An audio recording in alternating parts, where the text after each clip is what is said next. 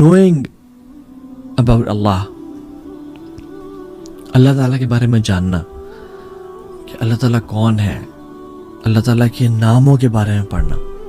اللہ البصیر ہے، the all seeing. اللہ العلیم ہے، the all knowing. اللہ السمیع ہے، ہمیشہ سے سن رہا ہے.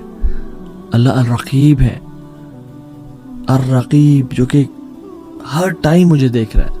اللطیف جو کہ each and every minute details کو دیکھ رہا ہے. شہید، الشہید شاہد ہے، وٹنس کر رہا ہے مجھے.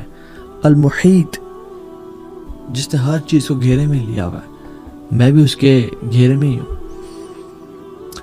اور عائشہ بنت ابی بکر رضی اللہ عنہا کہتی ہیں کہ میں بیٹھی ہوئی تھی اور ایک عورت آئی، رسول اللہ صلی اللہ علیہ وسلم سے بات کرنے لگی. ان کا نام تھا خولہ بنت ثعلبہ.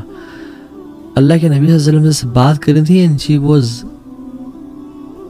talking to him in a very low pitch, low voice. کہتے کہ ہمارے درمیان بالکل کچھ میٹرز کا فاصلہ تھا.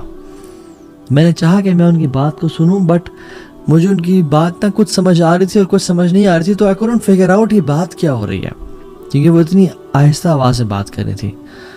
اور کہتے ہیں وہ بات کرتے کرتے اللہ اکبر، جبریل امین آسمانوں سے وحی لے کے آ گئے. قد سمع اللہ قول التی تجادلک فی زوجہا وتشتکی الی اللہ.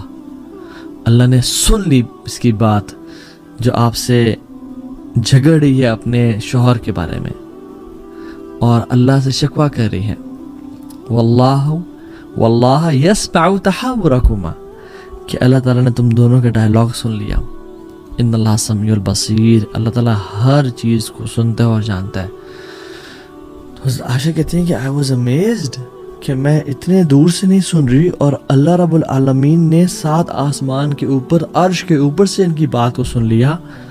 کہتی سبحان الذی وسع سمعہ الاصوات، پاک ہے وہ ذات جس کی سماعت ہر چیز کو اپنے گھیرے میں لے کے رکھی ہوئی ہے. تو ہر چیز کو سنتا ہے، ہر چیز کو دیکھتا ہے. دوسرا tip, recite the Quran with contemplation with تدبر. قرآن کو کثرت